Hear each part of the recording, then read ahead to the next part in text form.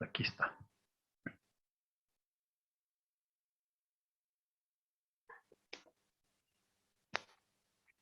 Muy bien. Entonces la empresa se llama Phenomenex. Sí, la ¿Qué buscan en significa, no? Google. Phenomenex. Vamos a ver dónde está Phenomenex. Phenomenex. Aquí está Phenomenex. ¿Sí? Y ya le damos clic aquí.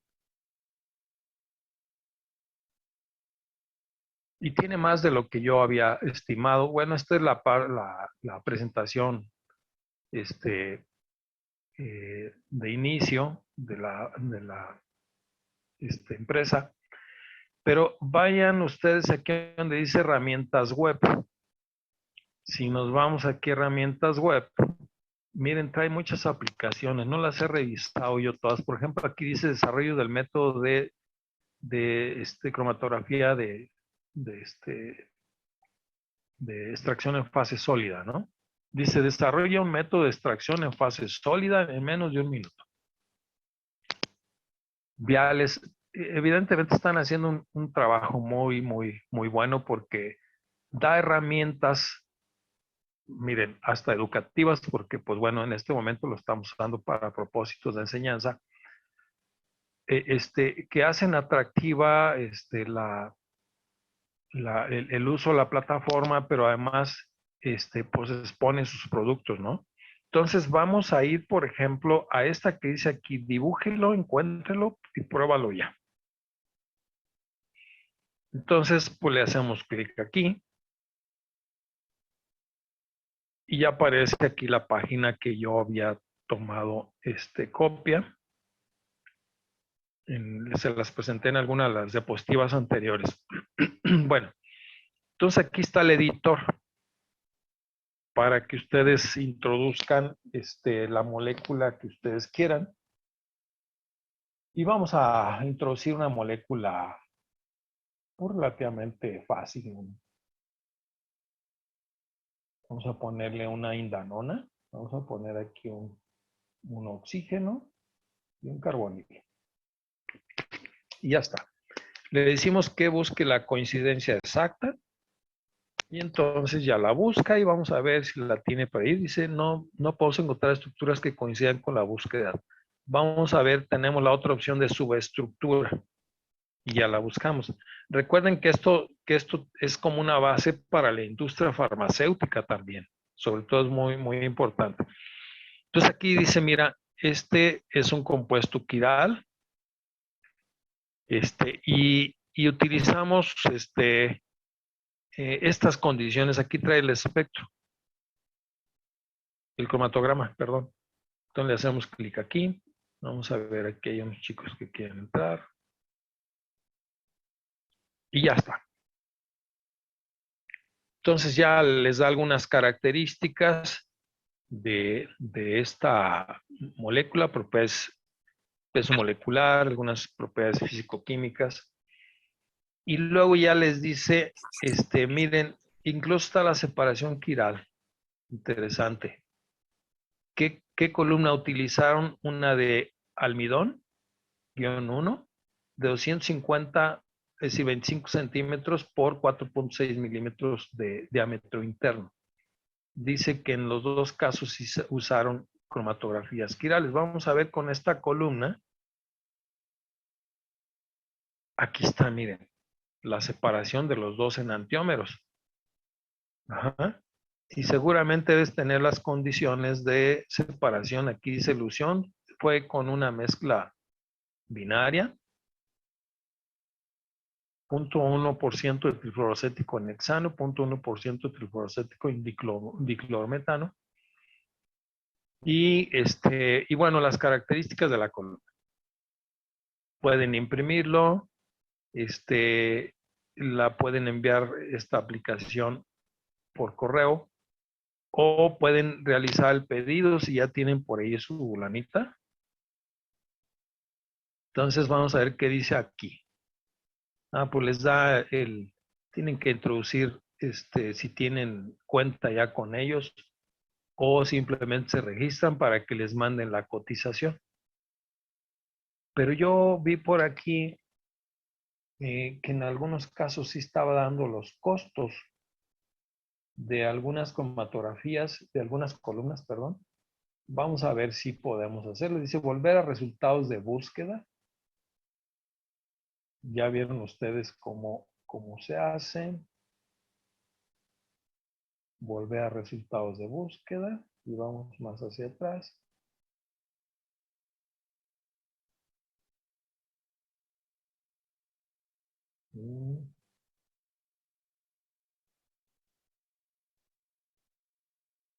Bueno, yo quiero ir más hacia atrás todavía. Borramos aquí esto y nos vamos a la página inicial.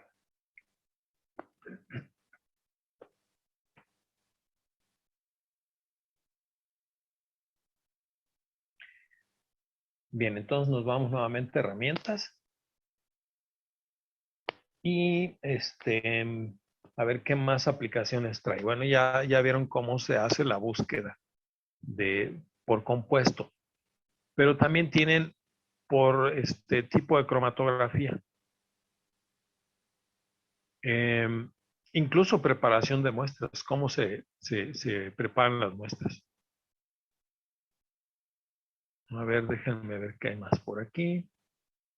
Ok, por ejemplo, en el HPLC, vamos a ver en el HPLC qué hay. Miren, aquí sí están los costos.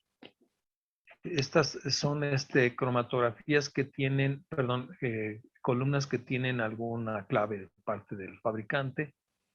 Están las características y están los costos. $676.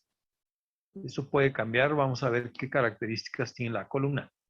Miren, en primer lugar, la referencia, este es como el famoso SKU de todos los productos. Uy, ya le di clic. La marca, la fase, ¿sí? Aquí ven varios C18, por ejemplo. El tamaño de partícula, esta es más fina. El tamaño de poro, normalmente en este caso son todas de 100 Armstrong. La longitud de la columna, el diámetro interno, muy importante, de la columna. Bueno, en este caso, pues todas son analíticas, ¿verdad? Estamos hablando de columnitas de 30 centímetros de largo y un diámetro interno de unos cuantos milímetros. No pasa de 5 milímetros. Esta es la más, de diámetro más grande. Pero aquí tiene una opción. Vamos a ir, por ejemplo, vamos a ver aquí en la 6. Porque yo quiero ver si me da la oportunidad de ver alguna semi-preparativa o alguna analítica. Les decía yo que andan más o menos entre unos 15,000 pesos para las no quirales. Tomen en cuenta esto, las no quirales. Las quirales van a ser mucho más caras. Aquí no hay ninguna analítica, perdón, ninguna semi-preparativa. Pues sigamos buscando. Nos vamos a las 9 a ver si por acá ya surge alguna. Sí, a ver, aquí tienen una ya de 50 milímetros. No, esta es más, pero el diámetro interno es más grande. Miren, esta es de 21 milímetros de diámetro interno. Esta ya nos permite escalar. Obviamente el tamaño de partícula crece, ¿sí? A 5 micrómetros. Pero vean, esta ya vale $2,376. Estamos hablando ya de 50,000, ya con IVA más o menos unos 50,000 pesitos. ¿Sí? Y seguimos buscando, a lo mejor podemos encontrar por ahí otras todavía un poquito más caras. 50 milímetros. Fíjense que la longitud como no crece mucho. ¿Sí? Es más bien gruesa. Son 50, son 5 milímetros, 5 centímetros, pero el diámetro interno es el que crece mucho. Aquí tenemos entonces otra semi-preparativa o preparativa de diámetros internos de 21.2 milímetros. pero evidentemente los costos se incrementan más. Vamos a ver si podemos buscar alguna quiral. A ver, vamos a ver Kyrex. A ver, aquí hay una Kyrex. Me suena el nombre. Pues dice aquí que separaron S-valina y R1-alfa-naptiletilamina. Bien, son analíticas. Los diámetros internos son de 4, casi 5 milímetros. Están más caras, se fijan, 2.483. Ya más o menos 2.500. Esta otra como del tamaño de una semipreparativa. Vamos a ver una de almidón amilose-1. Pues dice que está en la Lux.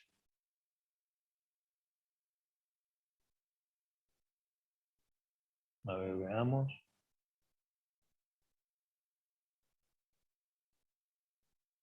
Sí, estas son quirales.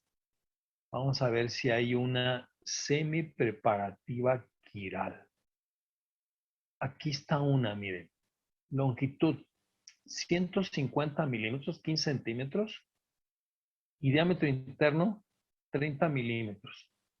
Tamaño de poro es más grande. Pero vean, casi $20,000. ¿Sí? Saquen cuentas. ¿Cuánto cuesta una columna quiral semi-preparativa o preparativa? Obviamente este les permitiría eventualmente separar en antiómeros en cantidades lo suficientemente grandes como para que ustedes hagan pruebas biológicas, caracterización, en fin, muchas cosas. Pues vale la pena la inversión, pero bueno, no es tan fácil llegar a adquirir una columna. Nosotros tenemos una columna quiral, pero es analítica y nos ha sido muy, muy útil para cuantificar excesos en antioméricos, ¿no? Bueno, vamos a empezar a ver cromatografía de gases. Pues aquí también van a poder ustedes ver algunas características de las columnas que se usan para cromatografías de gases. Vamos a ver, por ejemplo, no las conozco mucho, pero a ver esta. Las cromatografías de gases son mucho más largas, ¿eh? Miren, longitud, metros, ¿sí? 20 metros, 30 metros, 60 metros, 75 metros, etc. No son tan caras como las cromatografías para HPLC, pero bueno, aún así, de todas maneras, pues es una inversión más o menos significativa que se hace para tener un buen stock de columnas. Vamos a entrar al tema justamente, pero bueno, les dejo aquí la herramienta y también me tomé el tiempo de ver, porque vamos a ver, por ejemplo, algo de cromatografía. A ver, ¿me pueden indicar si están viendo ya la página de YouTube? Profesor. Sí, profe. Sí, ¿Sí? profe. Ok. Yo busqué aquí como Gas Chromatography Tutorial. Ajá. Y esta está muy interesante porque luego no es fácil que se entienda cuál es el sistema de inyección split y splitless. Split es dividir, ¿sí? Que separa la porción de muestra que van a inyectar. Split es que no la separa. Split, como veremos, y como lo explica muy bien este tutorial porque trae animaciones, es una técnica de inyección que casi todos los cromatógrafos de gases la traen la opción split, splitless, lo anuncian así comercialmente. Cuando ustedes tienen muestras muy concentradas, usan split. Cuando tienen muestras muy diluidas, usan splitless. Split es descartar el exceso, dejar lo suficiente para que se vaya a la columna. ¿Sí? De acuerdo. Revísenlos, por favor. Hay algunos tutoriales muy interesantes que les puede dar de manera con todas las capacidades de la de la animación, pues les puede dar una manera más clara, más precisa de en qué consiste cada una de estas técnicas. Se los recomiendo mucho. Muy bien. ¿Alguna pregunta, jóvenes? Vamos entonces a la cromatografía de gases. Muy bien. Es el mismo fenómeno, interacciones, acuérdense, intermoleculares, electrostáticas de todo tipo. Y bueno, este es un esquema general. Aquí está el puerto de inyección, lo que les mencionaba ahorita. Estos puertos de inyección tienen que tener la versión de split, splitless. Ahorita la vamos a explicar, pero en la animación que les acabo de mencionar está muy explícito, aunque esté en inglés. Bueno, supongo que muchos de ustedes no tienen problema, pero les va a quedar muy claro con ese tutorial que está por ahí. Bien, entonces, como su Profesor, palabra, sí, díganme. ¿podría dejar pasar a uno de mis compañeros, por favor? A ver, ¿dónde está tu compañero? Vamos a abrirle la puerta.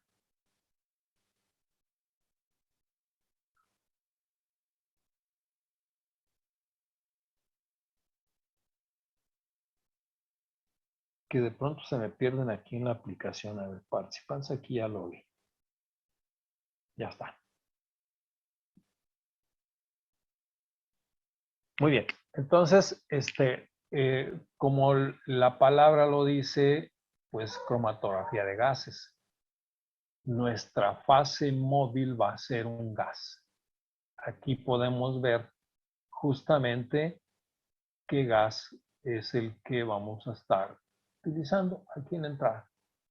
Un gas acarreador.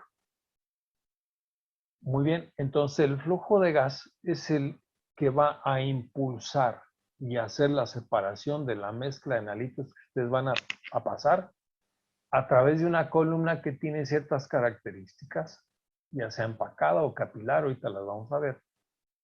Y que bueno, pues esta columna también tiene una fase estacionaria determinada que permite hacer la separación en base a las interacciones intermoleculares.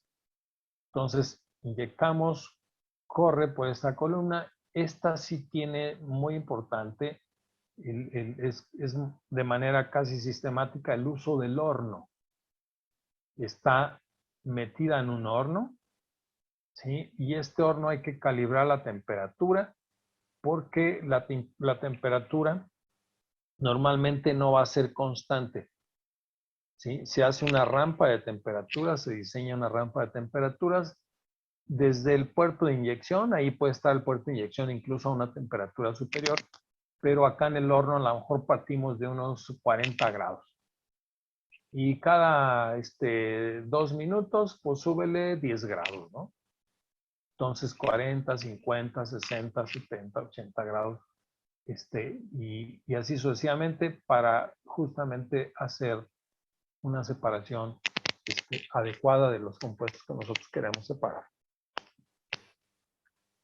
El detector, pues puede ser de muchos tipos. Uno de los más potentes para cromatografía de gases es justamente el detector de masas. También en el HPLC, por supuesto, pero bueno, me gusta siempre mencionarles el de masas porque da información estructural.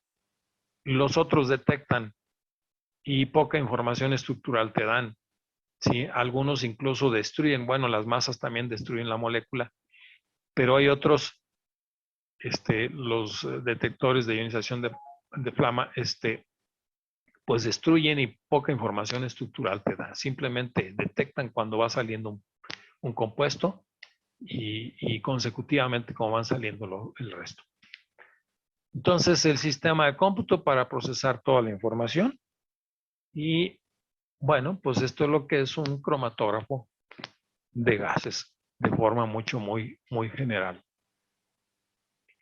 Muy bien. Esto es muy importante, al igual que en el HPLC que yo les decía, miren, el disolvente, la mezcla de disolventes que ustedes van a utilizar, hay que secarla y hay que degasificarlo. Bueno, en el caso de un gas acarreador, en primer lugar, la pureza del gas acarreador debe ser altísima. Generalmente se utilizan estos tres, y esos tres, pues tienen características diferentes.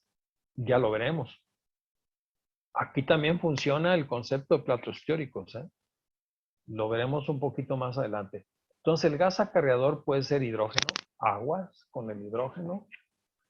Puede ser helio. El helio es, como ya les explicaba en alguna ocasión, es un gas que tiene un costo bastante elevado. Y el nitrógeno, pues bueno, es un gas inerte también y que es muy económico. Pero vamos a ver qué características tiene cada uno de estos gases para saber cuál nos conviene más. Ajá. Hay algunos dispositivos que pueden generar estos gases, que se pueden vender con los equipos, pero bueno, no es tan fácil luego hacer la purificación. Bien, el detector va a depender también mucho de qué tipo de detector, de qué características tenga. Pero bueno, entonces fíjense bien, un gas acarreador tiene que pasar por un filtro de oxígeno.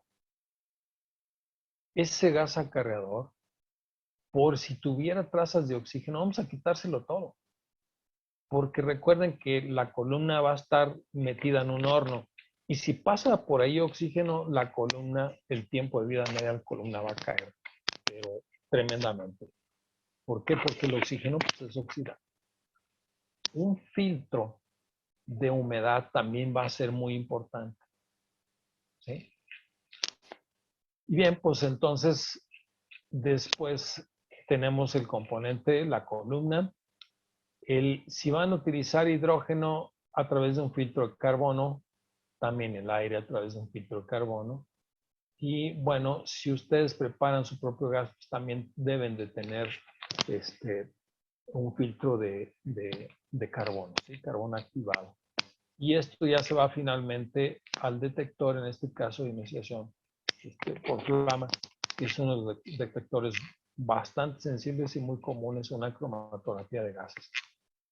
Pero yo voy a hacer más énfasis en el de masas porque hay una parte del curso que tiene que ver con espectrometría de masas. Y desde aquí tengo que ir haciendo conciencia de la importancia de la técnica. Muy bien. Entonces vamos a ver. Primeramente, los filtros que van a purificar el aire. Es muy importante. Miren, dice que un daño significativo puede suceder en la columna si es calentada arriba de 70 grados y si tiene cantidades o trazas, dice ahí, de oxígeno en la columna. Se avería la columna, se echa a perder, pero de forma, su tiempo de vida media disminuye muchísimo.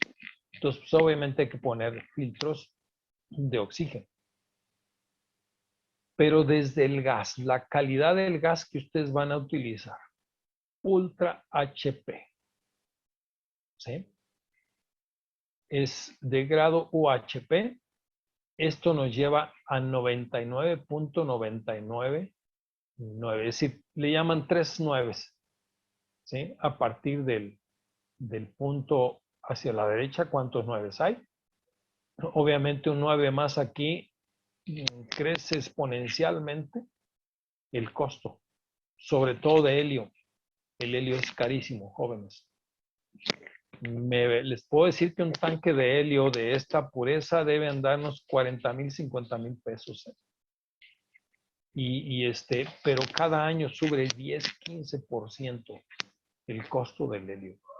Que recuerden que es un recurso no renovable, es un recurso estratégico y muchas personas requieren del helio y sobre todo en aplicaciones en hospitales y también en investigación. En la industria militar también utilizan mucho helio.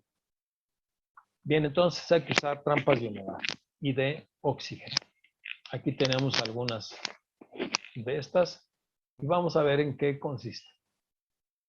Un equipo para purificar el gas si no tienen un gas con una pureza adecuada, ¿sí? Entonces, hay que poner un filtro para humedad.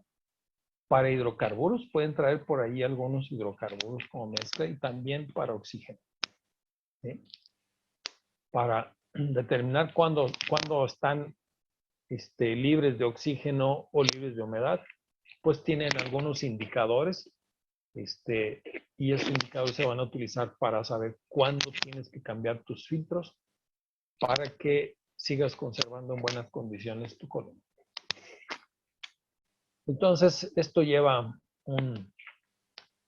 una secuencia de filtros para que llegue entonces al cromatógrafo el gas lo suficientemente puro para que podamos hacer separaciones eficaces y además conservar el tiempo de vida media de la columna.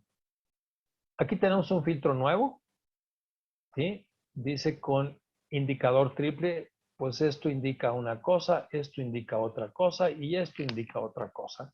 Vamos a ver, por ejemplo, en el caso del oxígeno, es color verde. Cuando ya se saturó o ya no sirve ese filtro que no está funcionando, entonces pasa de este color verde a un color, pues digamos, del color del material original. Aunque aquí está gris, esencialmente no podría ser gris, sino quedan las bolitas como transparentes. Son como bolitas de sílica gel saturadas con algún indicador. Muy bien. Vamos a ver un filtro para humedad, ¿sí? Ya tenemos el de oxígeno, ya lo vimos. Ahora este es el filtro de humedad.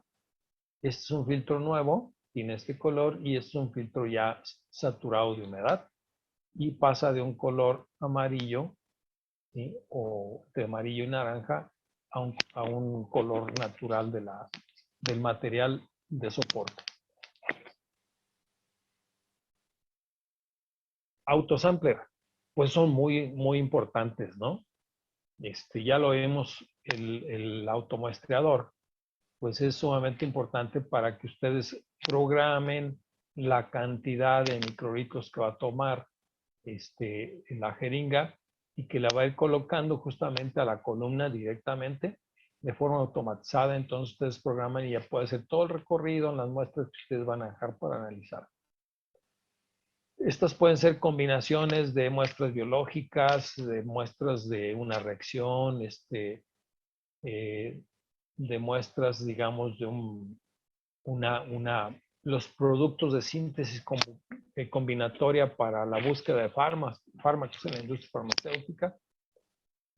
Dice que esto tiene hasta 150 muestras, una inyección instantánea y la misma cantidad de muestra debe ser inyectada cada vez.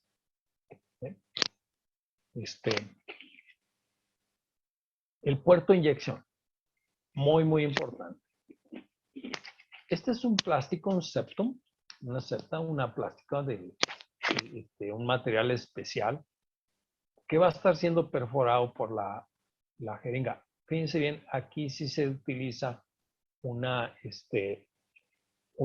jeringa con punta, no con punta roma como luego suele hacerse en el HPLC. En este caso, entonces, pues vamos a estar perforando de manera continua este septum y hay que cambiarlo eventualmente, ¿sí? Este es un dispositivo, una parte de la columna que permite calentar el puerto de inyección, ¿sí? Aquí entra el gas acarreador y aquí está todo el sistema que permite hacer split o splitless, como les decía y como lo van a ver en ese video que les va a dejar mucho más claro qué necesita. Pero tenemos nosotros la posibilidad de controlar la proporción de muestra que entra a la columna. Muy importante eso, porque son columnas con un diámetro interno muy pequeño.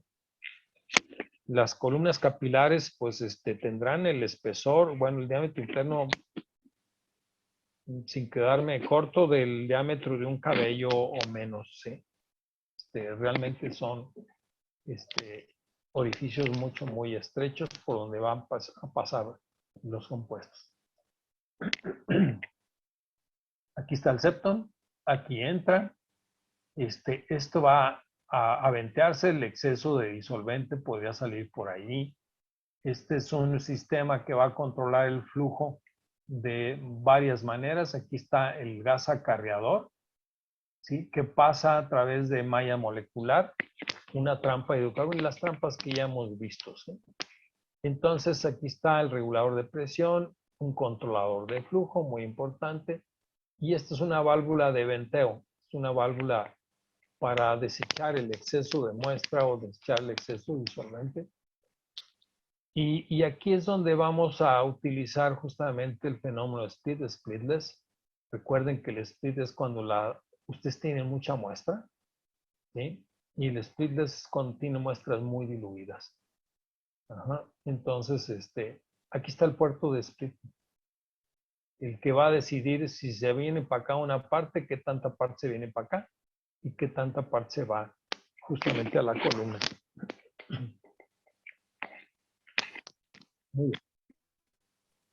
Profesor, ¿puede Sí, dejar pasar a un compañero, por favor? claro que sí.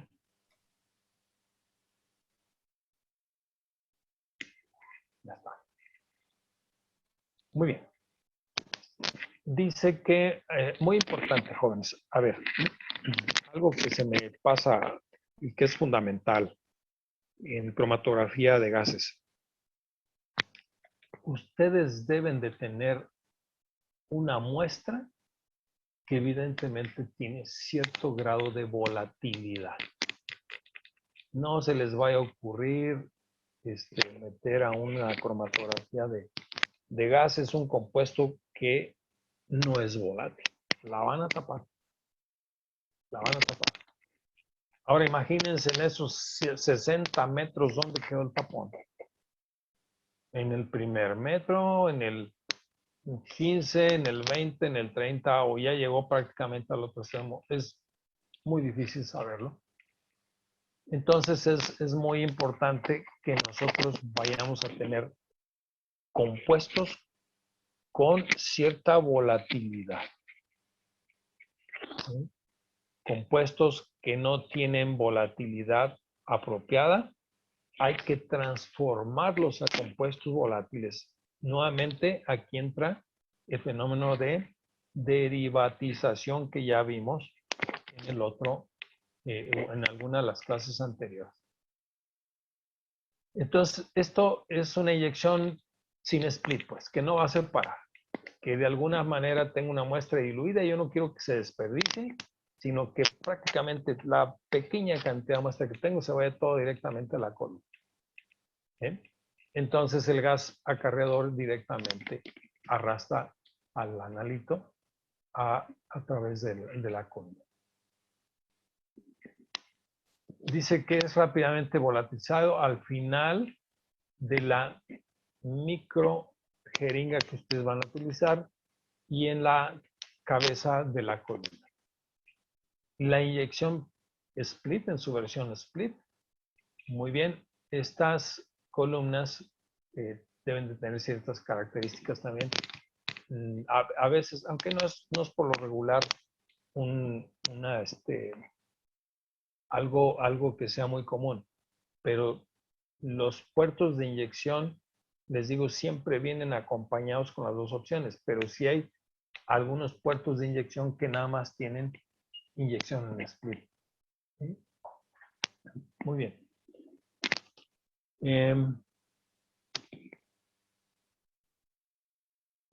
Este es el tipo de columnas. Ahorita los vamos a ver cómo vamos a empacar los solutos, cómo los vamos a hacer incidir hacia la columna. Muy bien. Vamos a ver una inyección en splitters que tiene énfasis sobre el disolvente. ¿Sí? Dice, en una inyección de estas características, algunos disolventes condensación de disolventes se requiere para crear el efecto del disolvente. Este disolvente atrapará compuestos y asegura que la banda sea lo suficientemente estrecha, es decir, que la cantidad de muestra entre lo más compacta posible, ¿sí? Y no vaya dispersa en un espacio relativamente grande. Entonces, este tipo de inyección, normalmente la temperatura del puerto de inyección debe ser puesta a unos 20 grados o abajo, dice, del punto de ebullición del disolvente. Entonces, hay que cumplir con ciertos requisitos. Dice, si no pusieron atención en esto, dice, tenemos una banda de muestra, una dispersión de muestra lo suficientemente larga y vamos a tener pues, picos muy anchos. ¿Sí? Y aquí se hizo una corrección, ¿sí? O le están poniendo énfasis a la cantidad de solvente que van ustedes a aplicar. Y pues entonces el cromatograma parece mucho más fino, los picos mucho más delgaditos, más esbeltos. Y aquí tenemos pues otra gráfica del splitter o la opción de split splitless. Y dice que se inyecta aquí la muestra y se vaporiza. Recuerden que esto tiene una camisa aquí para aplicar calor, ¿sí? Al puerto de inyección para que se pueda vaporizar lo más pronto posible el analito junto con el disolvente. Entonces tenemos una válvula de purga, tenemos la entrada del acarreador y el otro, el venteo, cuando ustedes hacen la separación que entra en juego el mecanismo de split splitless para que puedan entonces ocasionar el exceso de muestra con el split a un venteo y que no llegue demasiado cargada a la columna. ¿Sí? Aquí tenemos, miren de nuevo las fritas. Recuerden, las fritas son unos taponcitos de material especial, en este caso de vidrio poroso o incluso de algodón que pueden utilizar.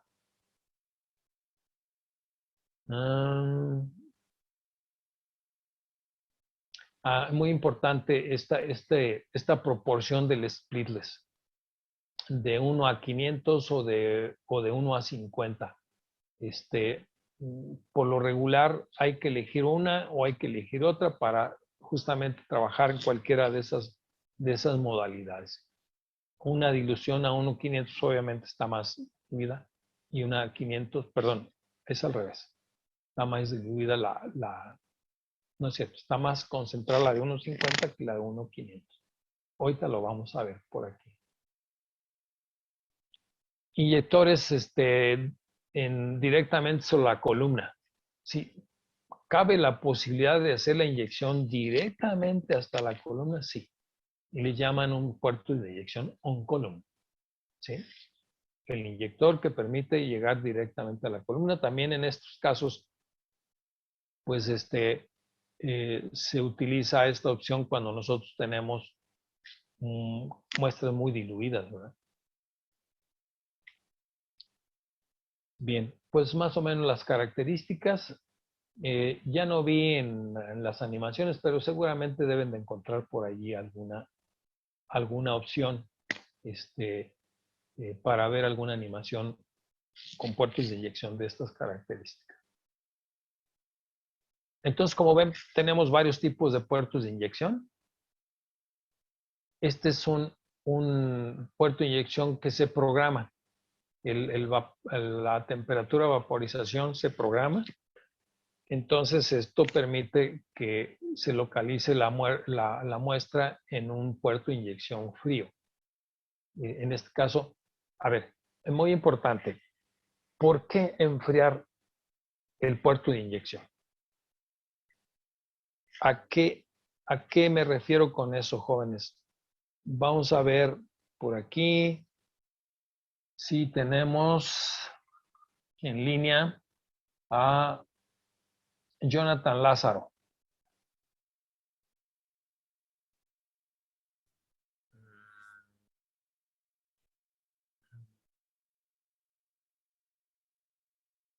Aitzel Rosas.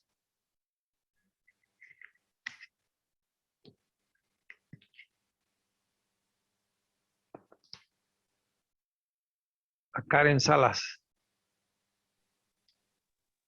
¿Pueden participar aún cuando no son esas personas? Por supuesto, jóvenes, yo estoy deseoso de que participen. Yo no sé si estoy Bueno. hablando al aire nada más. No, me encanta que participen. Jóvenes, paren la manita por ahí o interrúmpame. Bueno, Enciendan su micrófono todas las veces que sean necesarias, por favor. A ver, bueno, ¿quién habla? ¿Yair? No, Francisco. Francisco, a ver, Francisco, adelante, Francisco. Ah, es que esa parte entonces es esta parte que está mencionando es para que ¿cómo se llama? Las preparaciones sean más finas, ¿no? En este caso. La preparación fina se debe en esta parte. Acá es donde le vamos a poner más énfasis a la columna. Ujú. Los puertos de inyección es el primer contacto que tiene la muestra con el cromatógrafo. ¿Sí? Y Sí. ya les dije que los puertos de inyección pueden estar calientes o pueden estar fríos. ¿Por qué en algunas circunstancias, sí, se utiliza un puerto de inyección frío? ¿Por qué en otras circunstancias se utiliza un puerto de inyección caliente? ¿Y cuándo se puede usar split, splitless? Todo esto es lo que estamos viendo ahorita. La pregunta concreta ahorita es, a ver, jóvenes, ¿por qué utilizaríamos un puerto de inyección frío? ¿En qué condiciones, en qué circunstancias podríamos optar por un puerto de inyección de esas características? Sí, Francisco. Sí, tendría que ver más que nada con el tipo de muestra, o sea, me refiero a Claro que que, sí. Sí. ah, Ajá. o sea, ¿mande? Sí, por supuesto. Ajá, Continúa. que, por ejemplo, que la muestra, por ejemplo, vamos a imaginar que, por ejemplo, yo estoy utilizando extractos de plantas medicinales y yo requiero utilizar, por ejemplo, un metabolito que requiero de ello. Pues, por ejemplo, yo necesitaría, por ejemplo, en este caso, un puerto frío, porque necesito obtener el metabolito sin tener que tener o sea, lo que quiero es el metabolito y necesito purificarlo, por decirlo así. Bueno, eso para mí sería para el puerto frío, pero para el caliente sí me cuesta un poquito de trabajo como analizar ese aspecto. A ver, Francisco, imagínate que tu metabolito de interés se descompone a 40 grados. ¿Utilizaría Sí, un subpuerto caliente? no, Pues utilizaría no, uno ¿verdad? frío. Claro, Utilizaría uno frío ¿para qué? sí. Para conservar el metabolito. Sí, entonces, por supuesto, esto que estamos viendo es los diferentes tipos de puertos que hay en función de las necesidades que se presenten en ese momento. Por eso les decía, casi todos los cromatógrafos actuales, sí, pues tienen split, splitless. Si tengo una muestra muy diluida, sí, pues entonces yo voy a irme por splitless, sí, o incluso me voy on column, sí, directamente a la columna, ¿no? Si tengo una muestra concentrada, que es estable, etcétera, pues me aseguro de una buena carga en la columna.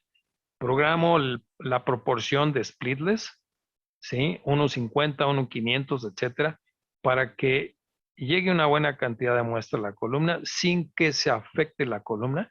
Y yo sé que los metabolitos, pues, aguantan los 40 grados, los 30 grados del puerto de inyección, o incluso hasta más grados, ¿sí? Entonces tenemos que adecuarnos a las circunstancias, ¿sí? Y bueno, los fabricantes pues, han encontrado alternativas para justamente adaptarse a las necesidades de los usuarios, de los operadores de los equipos de HPLC o de gases en este caso, que me permitan hacer corridas óptimas del compuesto. Entonces, muy bien, jóvenes, pues no me dejen solo No, me dejen profe, no solo. lo deja solito. Aquí estoy. Sí, Bueno, aquí estoy, no sé si mis otros compañeros sí sí están. está bien. Yo creo No, que pues sí espero están. que ahí estén también tus demás compañeros. ¿Sí? Por eso hay que regresar a clases presenciales, jóvenes. Ya es importante. Muy bien, continuamos.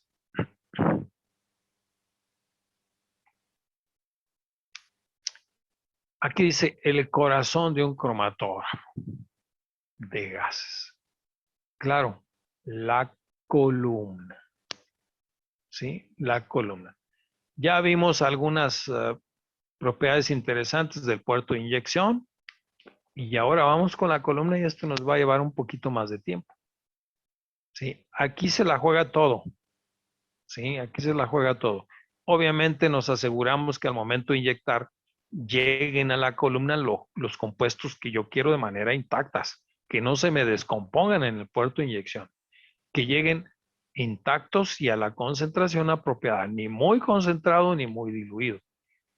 Bueno, en el caso de una muestra muy diluida, pues no le va a pasar nada a su columna, pero si la saturan mucho, sí la pueden tapar. ¿Sí? Muy bien.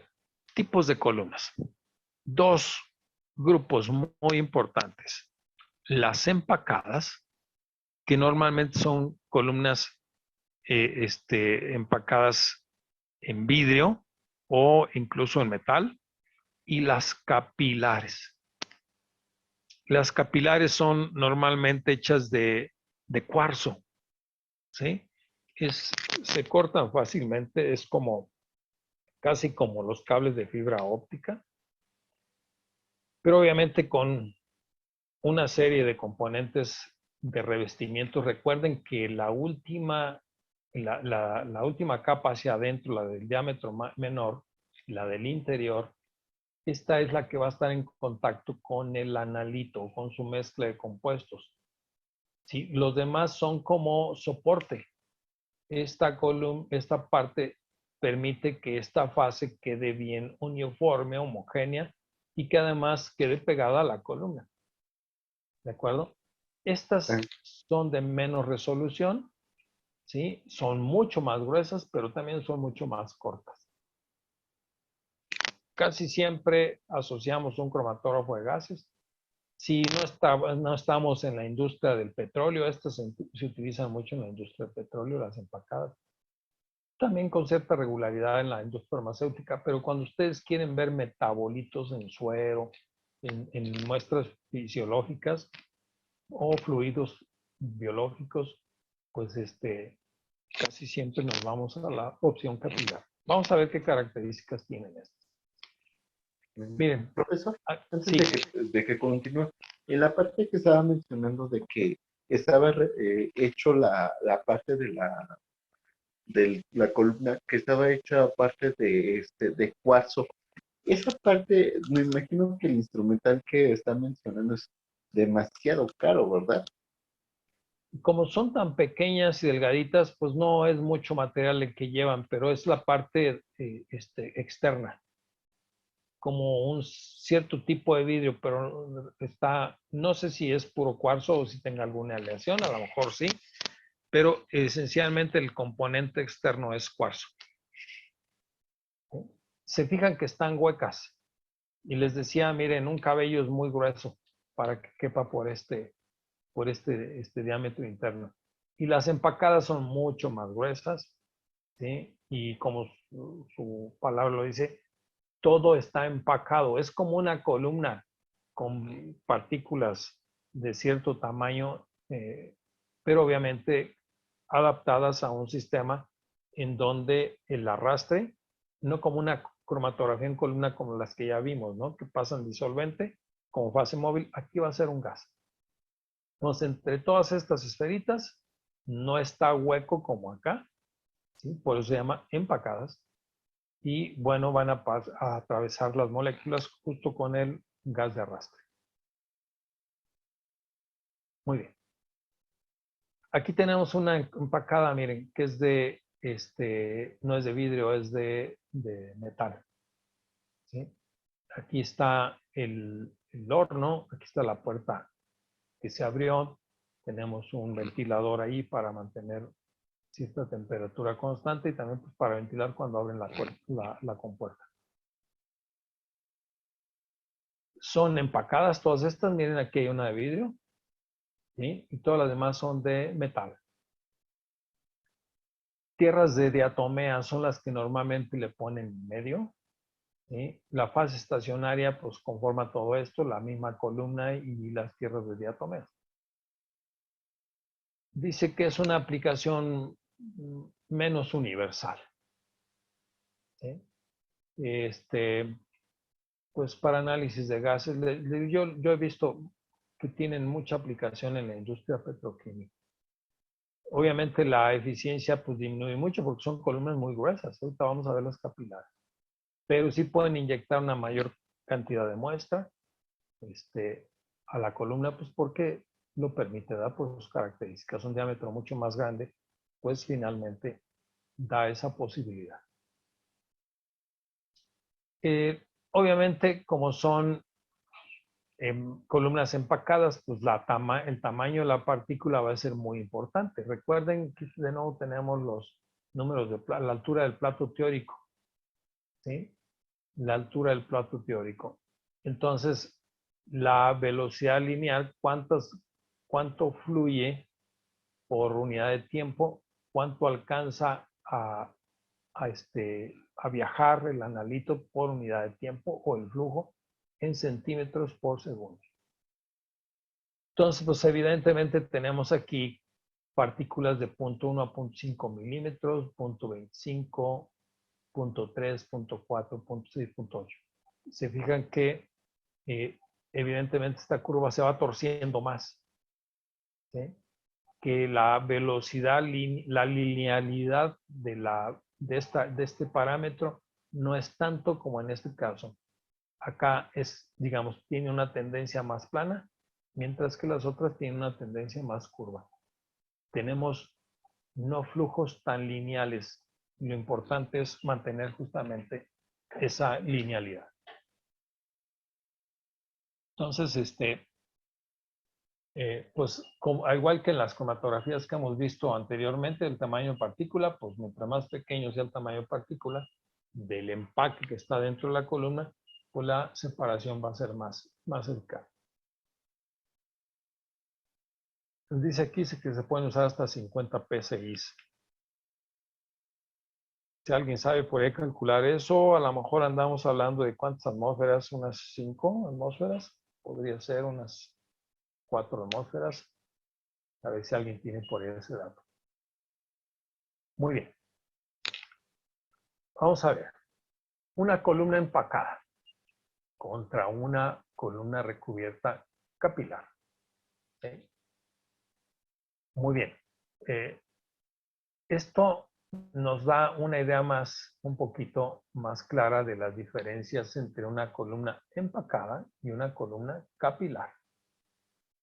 Recuerden que aquí tenemos la sílica fundida. Este es un revestimiento de poliamida, la fase estacionaria. Esto que dice aquí, sílica fundida, yo he visto muchos de estos que es donde está justamente el componente, la parte de cuarzo también. Ajá. Pero bueno, entonces va a ser muy importante. ¿Por qué dice de columna abierta? Pues porque está hueca, ¿no? Está hueca. Esta está taponada con la fase estacionaria. Muy bien, longitud de 1 a 6 metros. Una capilar de 5 a 150 metros. ¿Sí? Obviamente, mientras más larga, mejor la eficiencia de la separación. Pero vamos a tener algunos problemillas luego, ¿eh? Un viaje demasiado largo de un compuesto, pues puede llegar incluso a descomponerse. ¿Sí? Hay que tener mucho cuidado justamente con la rampa de temperaturas que se va a utilizar. Diámetro interno de 0.53 hasta 4 milímetros. Ajá, y acá diámetro interno de 0.1 milímetros, una décima parte de 1 milímetro, hasta medio milímetro, más o menos. Datos teóricos, vean la diferencia. Una de 2 metros, pues son unos 5,000 platos teóricos. Una de 30 metros, 120,000 platos teóricos. Capacidad, pues en nanogramos, 10,000 nanogramos, 50 nanogramos. Vean la sensibilidad y la capacidad que tiene una columna capilar. ¿Qué tanta cantidad de muestra podemos separar? Pues cantidades realmente ínfimas. Y aún así podemos hacer separaciones de los componentes de los 50 nanogramos y incluso hasta detectarlos, ¿no? Cantidad de fase líquidas, pues, si no lo entiendo, que será 1 a 30%. Supongo que es la cantidad de humedad que puede llevar, no lo sé, no lo sé. Pero de algún componente líquido. No se me ocurre que otro componente líquido pudiera ser más que humedad. Bueno, los costos pues, evidentemente se manifiestan también en función de las características de cada columna. Obviamente más tecnología, más precisión, más inversión, más elaboración y más eficacia, pues cuesta un poquito más. Aquí tenemos entonces las dos, estamos hablando de sílica fundida. Dice vidrio amorfo con una pequeña cantidad de óxido metal, menos de 1 parte por millón, como impurezas, es sintética. Dice que tiene una capa de poliamidas como una resina que protege el revestimiento exterior y que imparte cierta flexibilidad para que no se quiebre. Porque recuerden, pues, si estamos hablando de sílica fundida, pues es vidrio, ¿no? Entonces, les digo, tiene mucha similitud con la fibra óptica. No sé si han visto de fibra óptica, pero bueno, también es muy quebradiza. Un cable de fibra óptica hay que doblarlo demasiado porque se rompe. Muy bien. El diámetro de la bobina, dice, está limitado. Aunque puede ser muy larga, pues hay que enrollarla para un espacio determinado. Es poco inerte, tiene también una tasa de usabilidad también muy buena en el caso de las capilares. Y fíjense bien hasta qué temperaturas pueden utilizarse. 380 Celsius, grados Celsius, es muy importante. Aquí dice 400, quizás algunas por ahí en ese intervalo. Entonces las empacadas entonces son acero inoxidable, también tiene una superficie recubierta. Supongo que esta es la marca comercial, desactivado con algo, algún componente o algo así. Que puede ser de alguna forma acuñada, digamos, a diámetros más pequeños. Dice casi tan inerte como la sílica gel, pero muy poco usable. Bueno, también tenemos temperaturas verdaderamente altas, 450 Celsius. Y les decía, esto para hidrocarburos es muy importante porque los hidrocarburos aguantan temperaturas muy altas. Tipos de columnas capilares, les vamos a dar más énfasis. ¿Sí? Bueno, pues podemos nosotros aplicar el concepto de cromatografía de partición. Tenemos fases típicas. Acuérdense, partición es pelearse el gas acarreador con la fase estacionaria por un compuesto. Así de simple. Las fases estacionarias típicas, siloxanos y polietilenglicoles, el diámetro interno ya lo vimos desde 1/10 hasta aproximadamente medio milímetro. Tenemos algunas tubulares de capas porosas, que se utiliza en cromatografía de absorción. Recuerden que esto es interacción nada más con el analito a través de la superficie de algún componente de la fase estacionaria.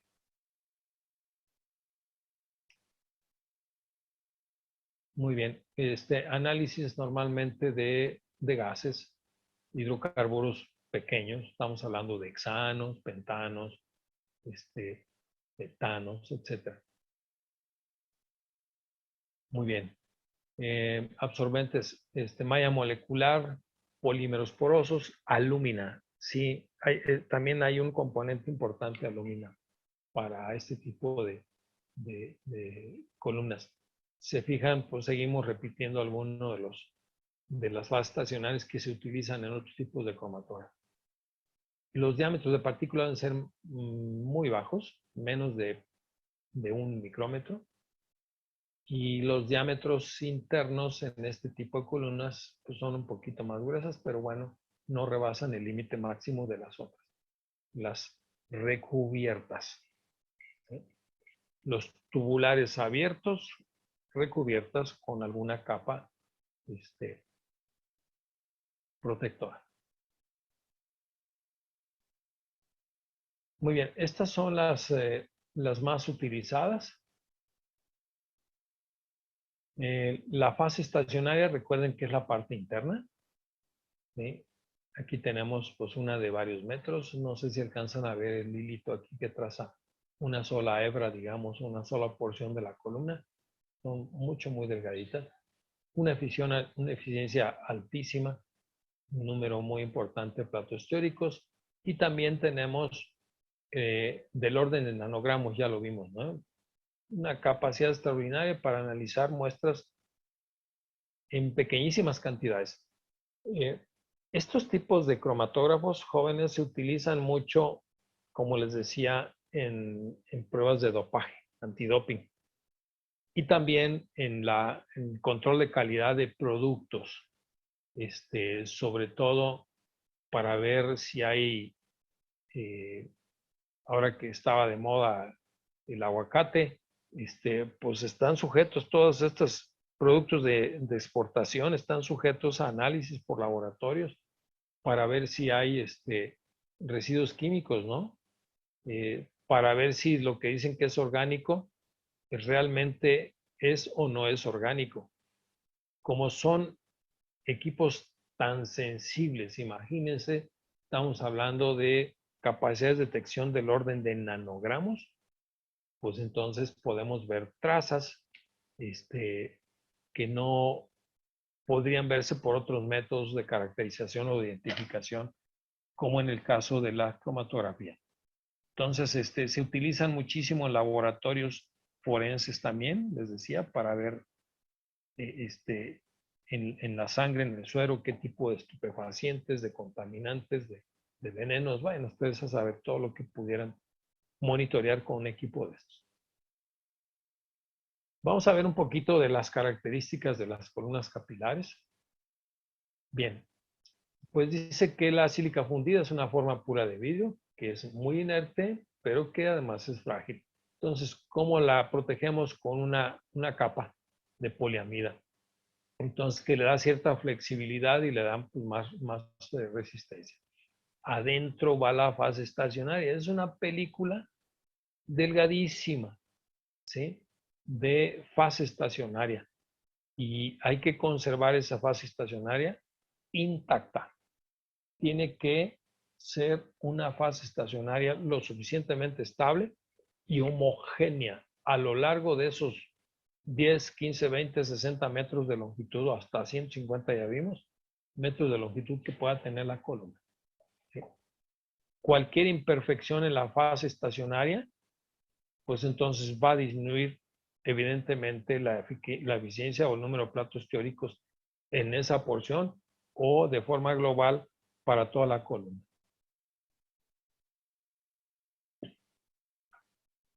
Muy bien. Aquí está el recubrimiento nuevamente, la sílica fundida. La longitud para estas columnas, acuérdense que son de tubulares abiertas recubiertas con una capa de algo, en este caso con poliamida. Muy bien, fíjense ustedes que la fase estacionaria es en cierta manera líquida. ¿Sí? En cierta manera es líquida, pero bueno, tiene ciertas características que impide que se mantenga adherida a la columna y que cuando ya esta película se va desprendiendo y empieza a salir al extremo de la columna, dicen que la columna se está desangrando. ¿Sí? Es un término coloquial, pero muy propio de este tipo de trabajos. Vamos a ver entonces algunas de estas capilares. Hay de Megabor, hay una amplia de WCOT que ya vimos, hay una más angostita. Estamos viendo aquí los tamaños justamente. ¿Sí? El diámetro interno es más pequeño aquí.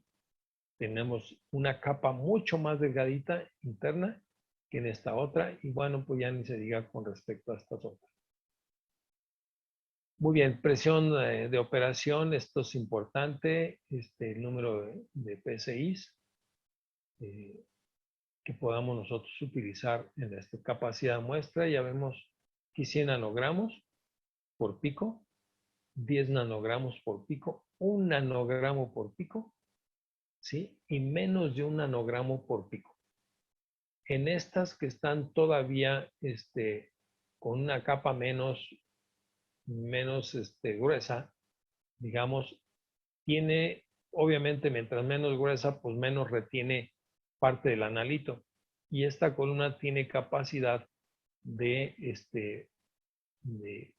que cada pico que ustedes vean que aparece en el cromatograma sea en realidad menos de 1 nanogramo de muestra. Eso para los detectores son sumamente sensibles, pueden ir hasta el orden de picogramos, los detectores, y pueden perfectamente detectar un pico de esas características. Bueno, detectar un compuesto de esas características. Vamos a ver. ¿Cómo lucen los cromatogramas de una columna empacada? Pues más anchas las señales. ¿Sí? Más anchas porque hay menos resolución, hay menos platos teóricos. Recuerden que el área bajo la curva es una distribución normal. ¿Sí? Acuérdense la distribución gaussiana. Mientras más ancha y más plana la columna, quiere decir que hay una mayor dispersión de la población de las moléculas que generan un pico determinado. En el caso de columnas capilares con estas características, 30 metros de largo, diámetro interno 0.52, el tamaño de la partícula 0.88 milímetros, más bien, el tamaño de la fase estacionaria interna, 0.88 micrómetros, pues bueno, nos da estas características. Y vean que mejora mucho más cuando tenemos nosotros un diámetro interno menor y también una capa de fase estacionaria más delgadita. Las señales se van haciendo más angostas. La eficiencia de la separación también es mejor. Vean, acá el número de picos es menor que en cualquiera de las otras cromatogramas. Entonces eso da idea de qué tan eficaces son las columnas capilares, y no nada más de eficaces, sino también de la sensibilidad. Muy bien, vamos a ver algunas características de la fase estacionaria.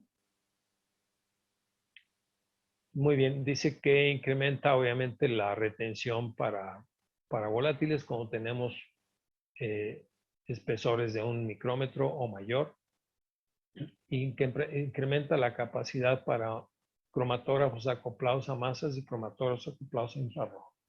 Desventajas, dice que es menos eficiente, pues obviamente más grueso esto, incluso puede retener más sustancias, pero la resolución podría no ser tan eficaz. Se requieren altas temperaturas y conduce a un ruido ocasionado por sangrado, mira, por un sangrado más intenso.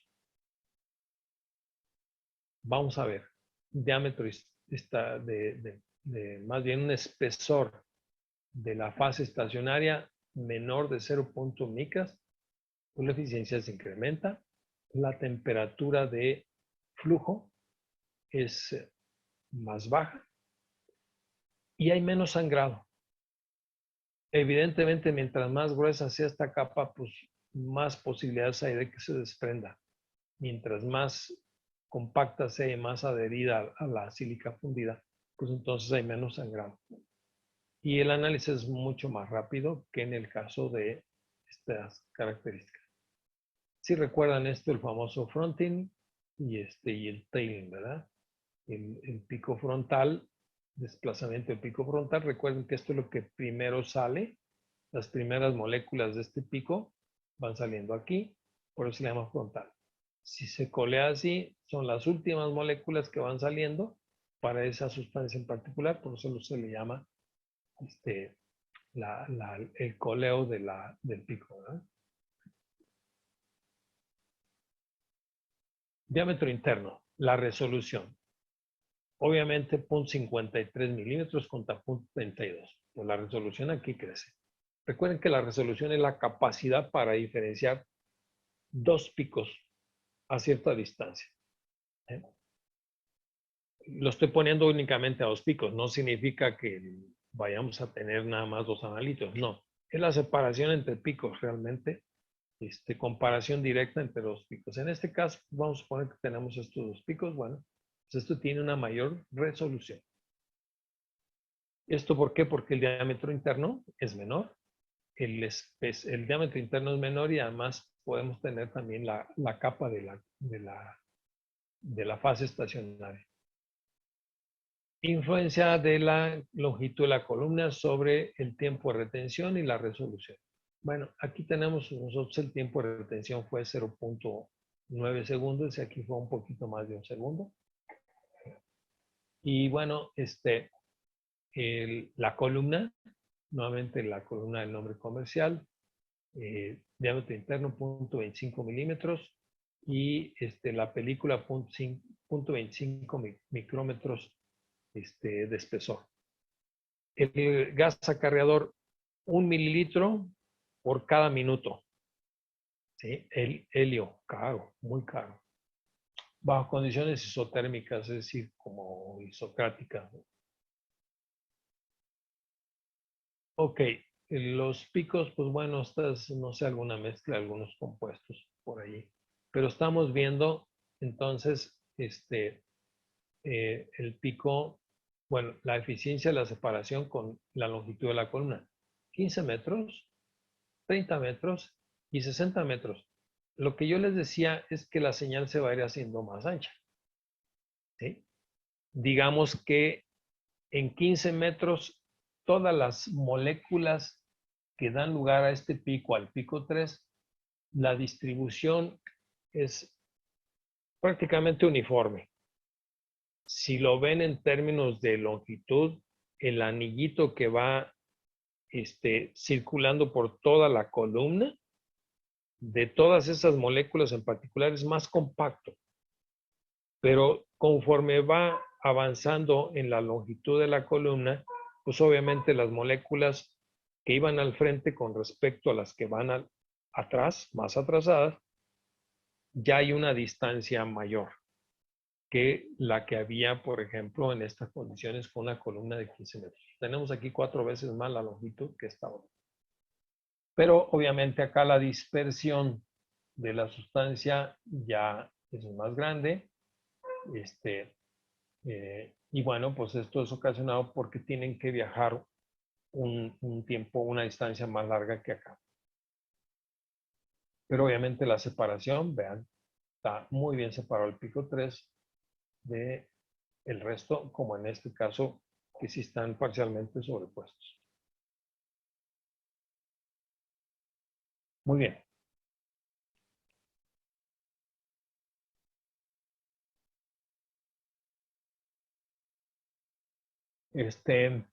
Los compuestos, ¿qué características? Ya lo habíamos abordado por ahí con Francisco un poco. Pues que sean térmicamente estables. Si no son térmicamente estables, vamos a probar una inyección, un column, y con el puerto de inyección frío, ¿verdad? Que no sea reactivo. Dice a todo el sistema cromatográfico. ¿A qué me refiero? Pues que no vaya a ocasionar el sangrado en la fase estacionaria, que no vaya a ocasionar algún daño en el puerto de inyección, ¿sí? En todos los componentes del sistema cromatográfico en general, como dicen. Aquí está algo que yo les decía que debe ser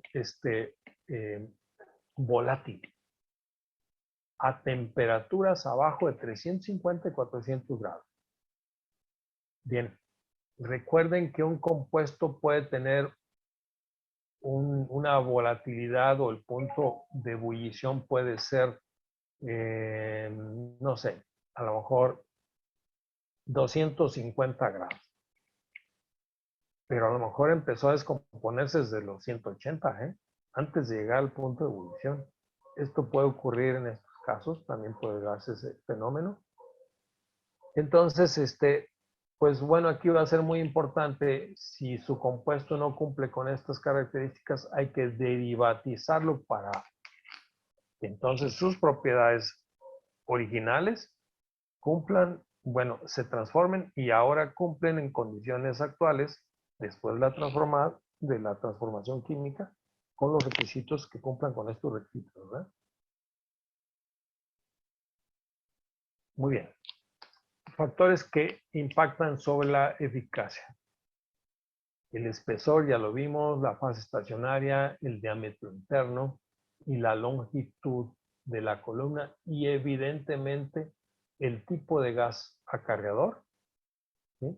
El flujo de gas y la temperatura. Fíjense bien, todos los parámetros que intervienen. Tengo mi columna. ¿Qué longitud tiene? Eso ya determina o influye de forma directa sobre la eficacia de la separación. ¿Qué diámetro interno es? Recuerden que mientras menor sea el diámetro, más eficaz es. El espesor de la fase estacionaria, también mientras más delgado, pues más eficaz. ¿Sí? La velocidad de flujo, hay que buscar una velocidad de flujo óptima, que ni sea muy lenta ni sea muy rápida. Una velocidad de flujo muy rápida podría incluso ocasionar sangrado en la columna, pero además, pues obviamente, forzar la circulación de los compuestos, en donde no se den o se expresen de manera muy significativa las interacciones entre la fase estacionaria y el analito, todas las interacciones electrostáticas. El gas acarreador, ya saben que puede ser nitrógeno, puede ser helio y puede ser hidrógeno. Y obviamente la temperatura también. La temperatura. ¿Alguna pregunta aquí, jóvenes?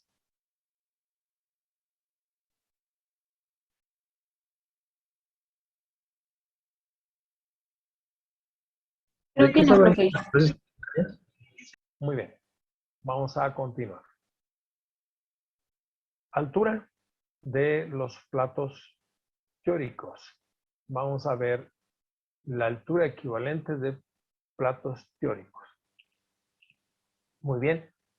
Esto es igual a todos estos parámetros, esta ecuación, ¿sí? Que es justamente el parámetro de difusión de Eddy, que está en muchas espectroscopías, en muchos fenómenos, es cómo los gradientes de temperatura pueden influir de alguna manera sobre la difusión de una sustancia sobre otra, sobre un material. Este fenómeno se da mucho en unas técnicas de resonancia, las famosas corrientes de Eddy, en una técnica que se llama difusión justamente. ¿Qué tanto va a haber resistencia a la transferencia de masa de un punto a otro? Bueno, entonces vamos a ver justamente cómo vamos a calibrar nuestra velocidad de flujo con respecto a la linealidad, ¿verdad? Entonces, a lo que ya habíamos visto. Entonces, pues bien, vamos a tomar en cuenta todos estos parámetros para de alguna manera calcular o poder tener una idea de qué tan eficiente puede ser una columna en función de estos parámetros, justamente de estos parámetros. Esencialmente, pues obviamente la velocidad lineal del gas o la velocidad de flujo, como decimos, como está puesto aquí. Bueno, la altura del equivalente de platos teóricos dice que es la longitud de la columna dividida por el número de platos teóricos. Entonces aquí tenemos, dice, un gráfico de la altura equivalente de los platos teóricos contra la velocidad de flujo. Ajá. Este diagrama se le conoce como el Van Dieter plot, el gráfico de Van Dieter. Muy importante en cromatografía de gases. Lo vamos a ver con cierto detalle.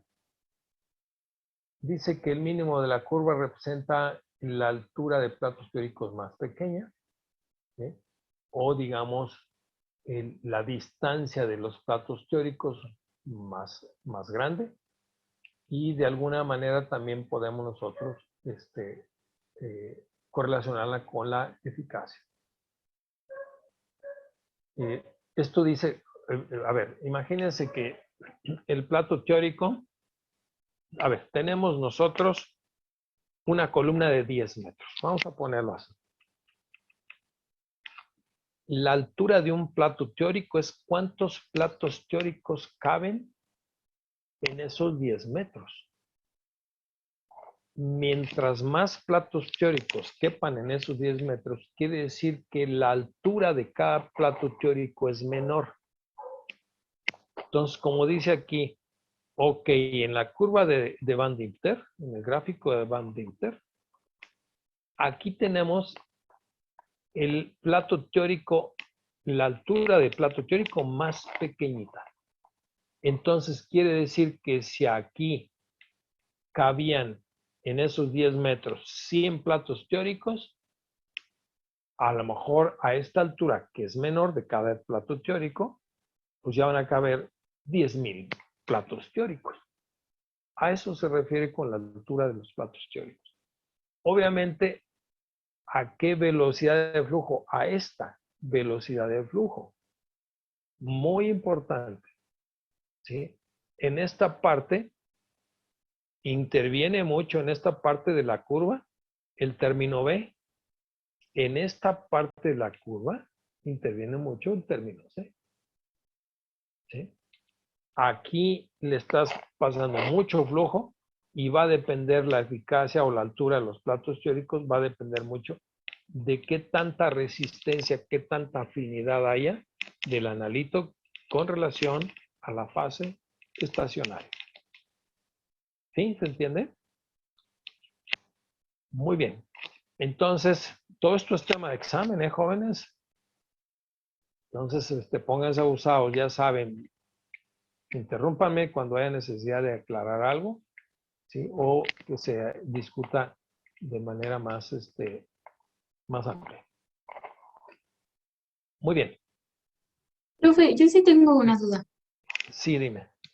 Se supone que los platos teóricos son como entre más platos, pues mayor eficacia la columna, ¿no? Así es. Así es. Pero es que no entendí porque se supone que es como el equilibrio hipotético que llega a haber entre dos sustancias, ¿no? Pero no entiendo por qué. Se supone que solo estamos separando una sustancia y esa se va a dividir como en más. Entonces, ¿ahí a qué se refiere el equilibrio? ¿El equilibrio? Ajá, o en sí que es un plato teórico. Ah, Bien. ok. El plato teórico tiene una relación directa con la eficacia de la separación. A ver, volvemos al ejemplo que yo les di de, de la columna de 10 metros. Ujú. Muy bien. Un plato teórico es el espacio mínimo.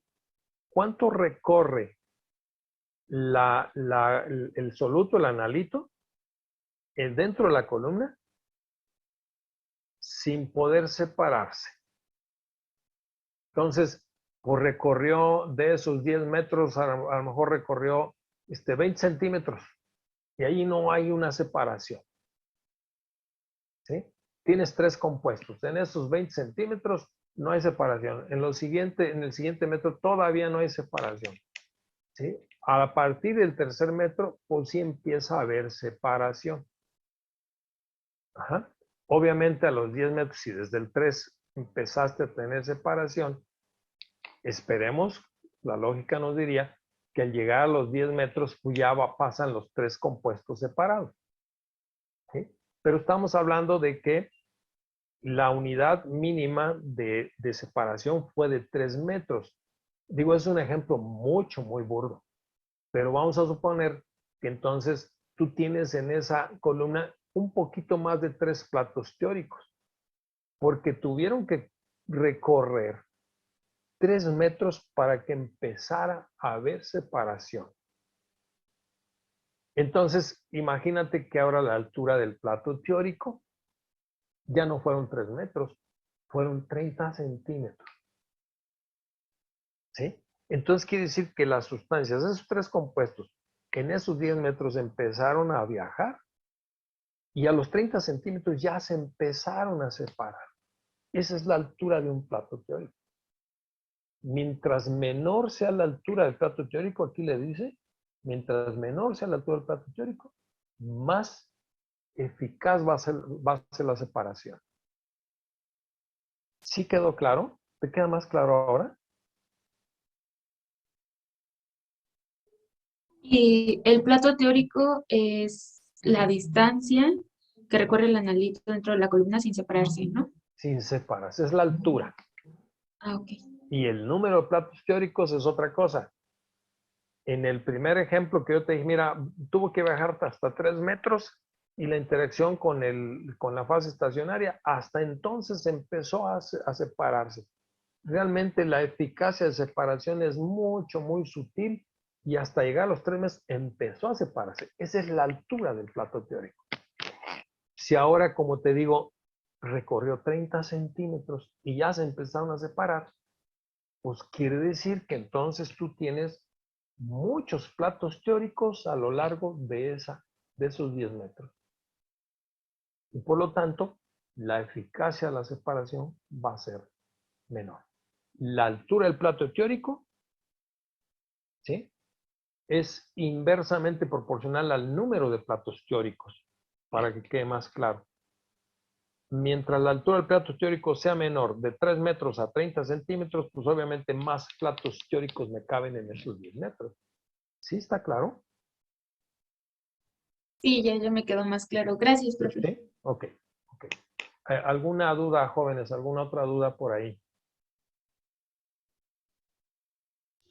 ¿De qué había dicho que estaba hecha la fase estacionaria? Eso no... ¿De qué está hecha la fase estacionaria? Ajá, en la parte en que estaba hablando de las columnas capilares. Ah, ok. Es realmente ahorita vamos a ver. Creo que tengo por ahí algunas láminas de composición de fases estacionarias. Pero de momento lo que hemos visto es el espesor, ¿sí?, de la fase estacionaria tiene un impacto directo sobre la eficacia de la separación. En otras palabras, mientras más grueso sea la fase estacionaria, la película del diámetro interno, mientras más grueso sea, la separación es menor. Pues eso tiene sentido, ¿verdad? Porque si vas haciendo más gruesa la capa interna, el diámetro interno se va a hacer menor y la superficie de contacto con los analitos es menor. Y la separación decae. ¿Qué otra cosa ocurre?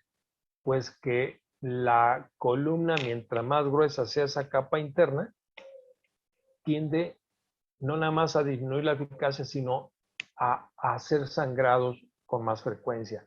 Se destruye más fácilmente esa capa interna mientras más gruesa sea. Hasta el momento hemos visto eso de la capa interna. ¿Sí? Ok, entonces va de nuevo. El gráfico de Van Dinter, perdón, tiene que ver con la altura del plato teórico y elegir la velocidad de flujo del gas. Entonces, ok, yo tengo una altura óptima, que es esta, a un flujo óptimo, porque aquí la altura del plato teórico fueron los 30 centímetros que decía. La altura del plato teórico acá fueron los 3 metros que puse de ejemplo. ¿Sí? Y lo mismo acá. Si ustedes empiezan a reciar el flujo de aire, pues no le dan chance a la interacción del analito con la fase estacionaria. Entonces los arrastra de manera forzada, ¿sí? Y entonces la altura del plato teórico va a ser más grande. La eficacia de la columna o de la separación también va a ser menor.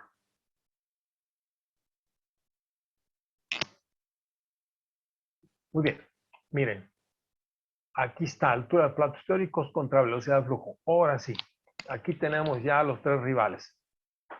Hidrógeno, helio y nitrógeno. Van a usar nitrógeno como gas acarreador, que es lo deseable porque es barato, es inerte y es muy barato. Bien, pues tenemos una altura de platos teóricos pequeñísima, miren, dice aquí milímetros. Estamos ya hablando de escalas reales. Yo el ejemplo que les di de 30 centímetros y 3 metros, bueno, pues era para hacer más evidente todavía la diferencia entre uno y otro. Pero ya en escala real estamos hablando de punto 20 y tantos, punto 25, vamos a ponerle milímetros, es la altura del plato teórico a esta velocidad de flujo. Ponle 10 centímetros por segundo, ¿sí? La velocidad lineal del el gas. Desde el momento en que le abres la válvula, desde ahí empieza a correr el gas. ¿A qué velocidad corrió? Pues 10 centímetros cada segundo. Ese flujo es el óptimo para hacer una separación óptima con este gas acarreador.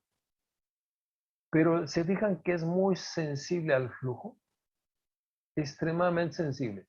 Yo quisiera tener esta curva más plana, ¿sí? Que me permitiera separar con nitrógeno 10, 20, 30 flujos a 3 diferentes, bueno, a un intervalo más grande de flujos sin que empiece a disminuir la eficacia, sin que empiece a crecer la altura del plato teórico. ¿De acuerdo? Entonces, el hidrógeno tiene esa característica, pero el hidrógeno es una bomba, ¿sí? Es más caro. Obviamente son flujos muy pequeños.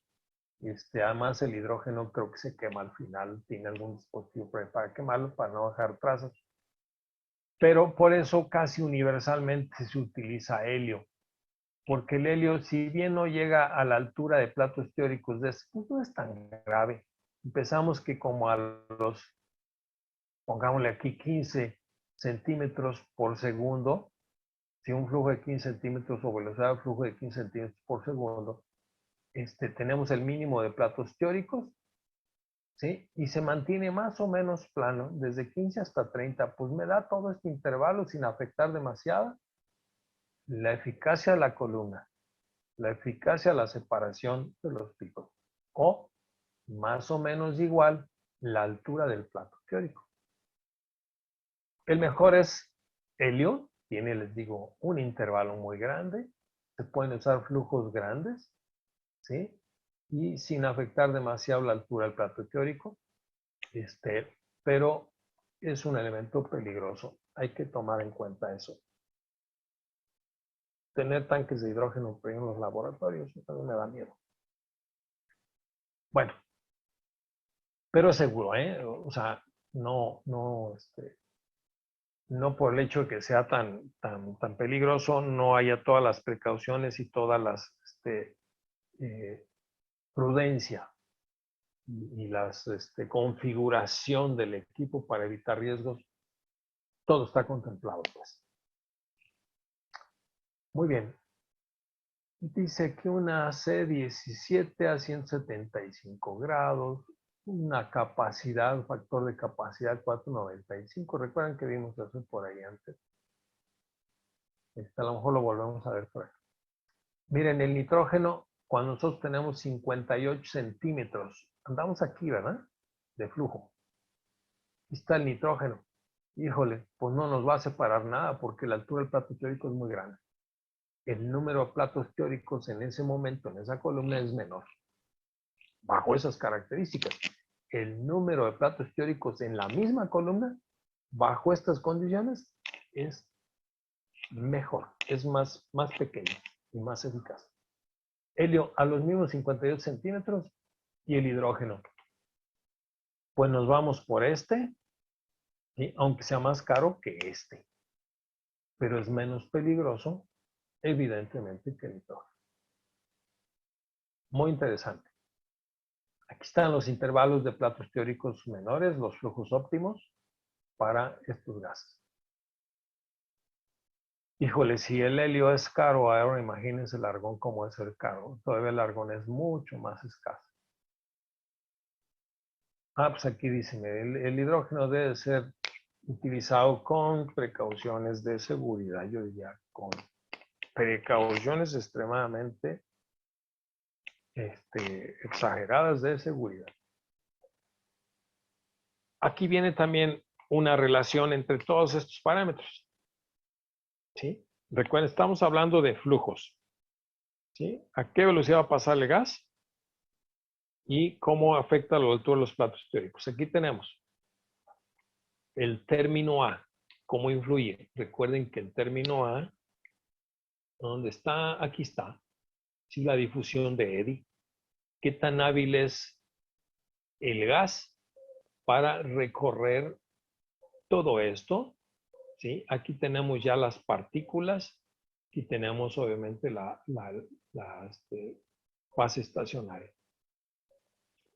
Dice, contribuye al ensanchamiento del pico debido a las diferentes rutas o caminos que recorre el gas. A ver, vamos a ver esta ruta.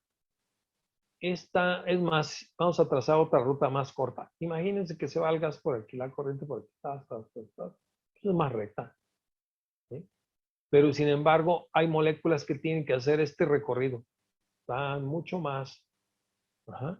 Entonces, si hay unas que se atraviesan más recto y otras un camino muy sinuoso, pues evidentemente que nuevamente la distribución normal, en nuestra curva de distribución normal, la campana de Gauss, pues se va a hacer más amplia, ¿verdad? Muy bien, entonces esto contribuye justamente al ensachamiento de la columna, del pico, perdón. Muy bien, el término B, ¿sí? Recuerden que el término B, ¿en dónde influye más? Aquí está, en esta parte, ¿sí? La difusión molecular. Muy bien. Imagínense que aquí van las moléculas, como les decía, muy compactaditas, pero empiezan con la distancia a separarse, ¿sí? Y mientras más recorren, pues más se van a separar. Esto también, obviamente, influye en la, déjenme tratar de dibujar.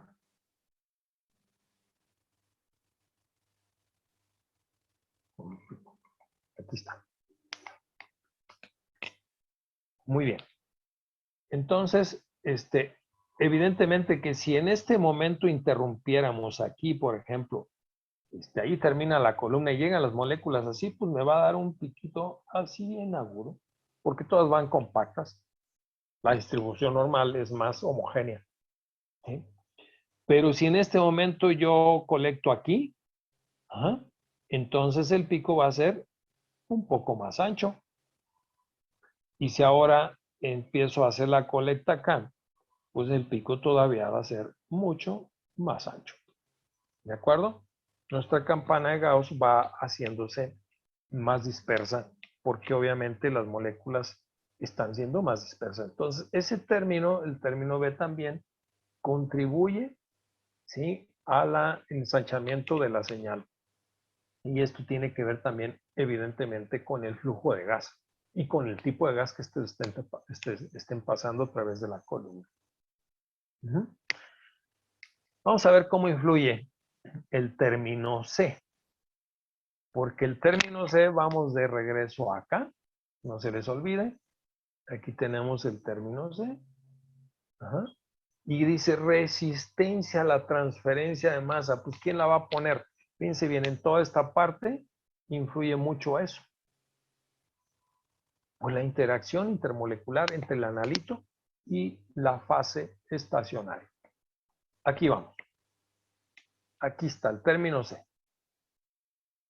Pues vean ustedes, perdón, ¿alguien tiene algún comentario? Muy bien. Entonces vean ustedes la resistencia a la transferencia de masa. Recuerden que esto tiene ciertas características de líquido en la fase estacionaria. Es como una gelatinita, por ahí un polímero adherido a la parte interna del capilar, ¿no? Entonces, pues obviamente, mientras haya más, el término C, mientras más importante sea, pues la retención se va a incrementar y eventualmente las moléculas van a quedar, pues, dispersas en la superficie de la fase estacionaria. Entonces, esto es evidentemente directamente proporcional a la velocidad del flujo.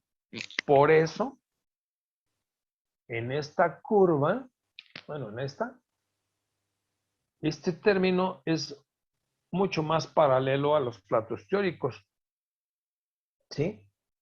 Dice, no importa que tengas flujos grandes, ¿sí?, ese término ahí va a impactar mucho sobre qué tanto se puede estar reteniendo el analito en la columna, como lo estamos viendo ahí.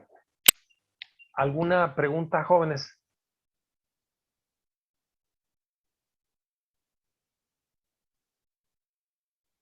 ¿Preguntas? ¿Comentarios?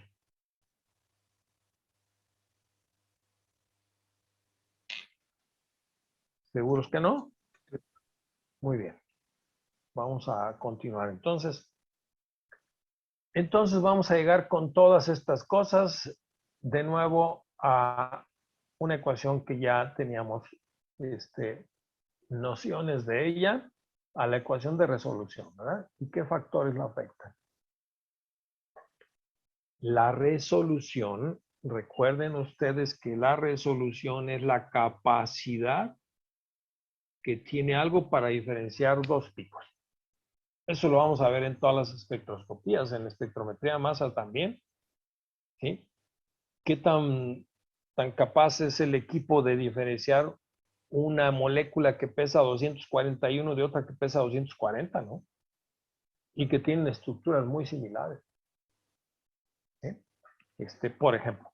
Bueno, entonces, la resolución. Vamos a ver qué dependencia dice la eficacia, ¿verdad? Que ustedes saben que esta eficacia tiene que ver con ¿qué? Con los platos teóricos, ¿sí? Por eso aquí, este término es muy importante. Ajá. Entonces dice, la eficacia depende de la longitud de la columna, del diámetro interno, ¿sí?, y del tipo de gas acarreador y su velocidad de flujo, que es todo lo que hemos visto hasta este momento. Entonces vamos a ver el factor de capacidad, es acá que ya sabemos que tiene que ver con qué tan importante o qué tan ¿Cuál es el grado de distribución de soluto? No es nuestro analito. Y la fase estacionaria, coeficiente de partición, ¿sí? O la afinidad del analito con la fase estacionaria. Muy importante. Entonces, ¿cómo se afecta el diámetro interno? Perdón, la retención con el diámetro interno, ¿sí? El espesor de esa película. Ajá. Recuerden ustedes, el diámetro interno es la distancia de la parte más interna. Y cuando dice ahí película, es qué tan gruesa es esa película, ¿sí? Espesor de la película. Muy bien, entonces pues es justamente, voy a poner aquí una flechita, ¿cuánto mide ese espesor? Muy bien, la temperatura. En todos los casos, evidentemente que la temperatura va a ser muy importante. Recuerden que las columnas capilares están metidas en un horno, ¿sí? Entonces, mientras más alta la temperatura, pues va a modificarse los factores estos que están involucrados en la resolución de alguna manera, ¿sí? Y finalmente, la capacidad de separación de picos. Habíamos quedado que justamente alfa es la eficiencia de la separación entre dos picos. ¿Por qué se afecta o qué influye sobre eso?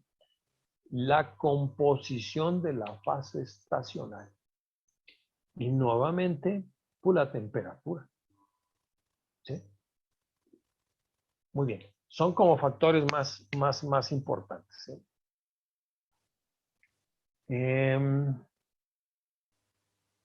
¿Qué más por aquí hay?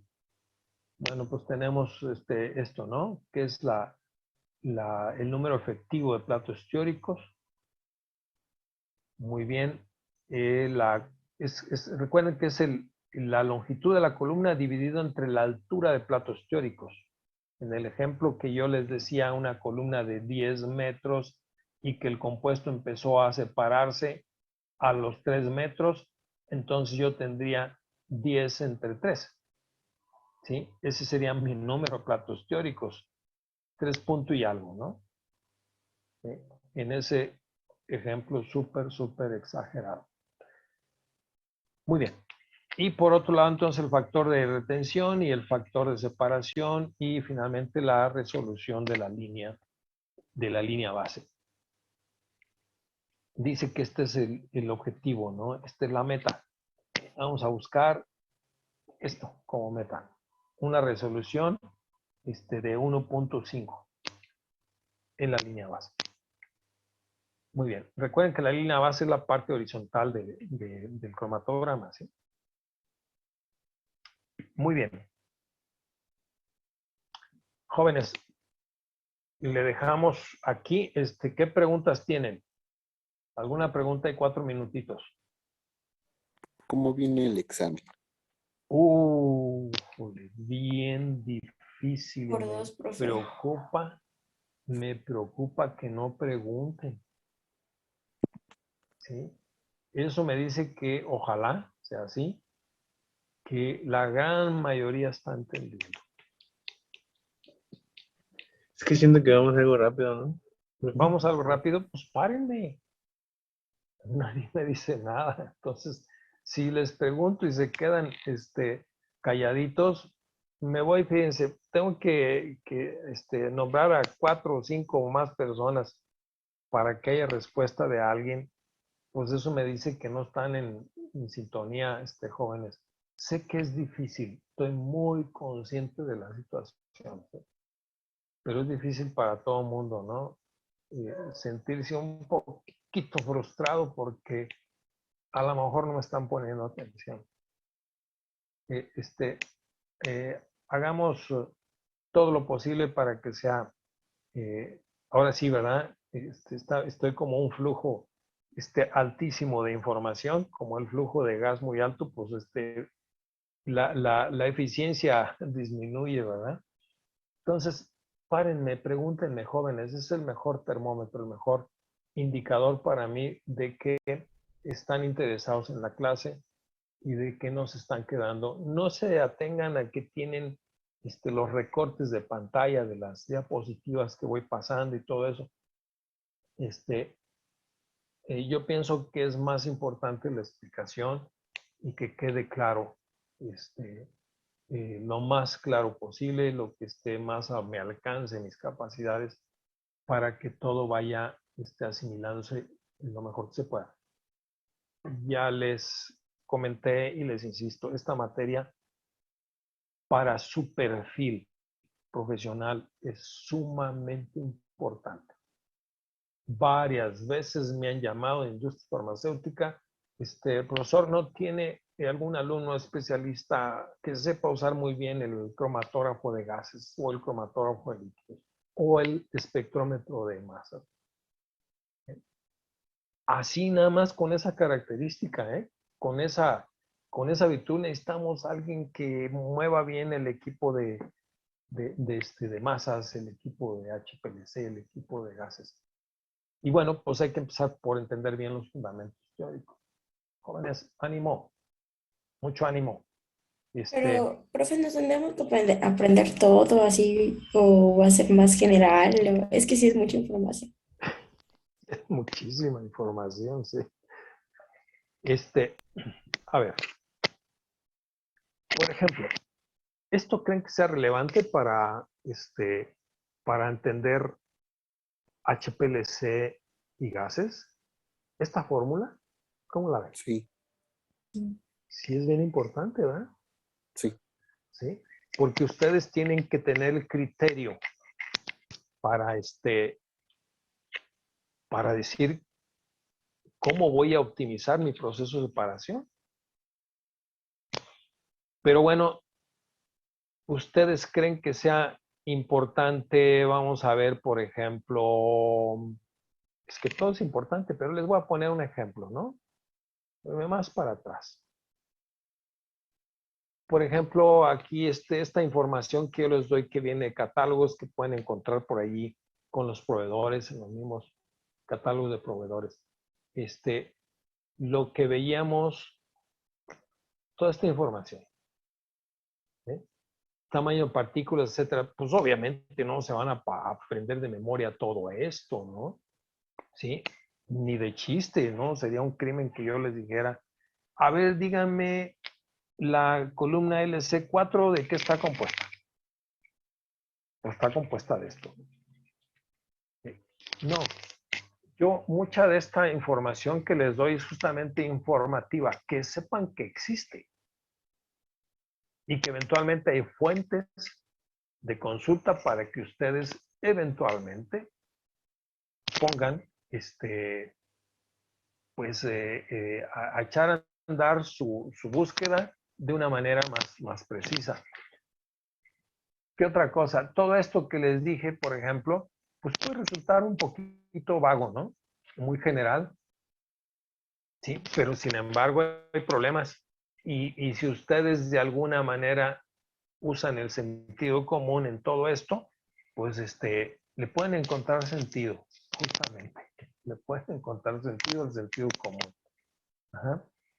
Sí hay mucha información, pero ustedes deben de tener, por ejemplo, una idea muy clara. ¿Para qué sirve un guardacolumnas? ¿Qué objetivo tiene?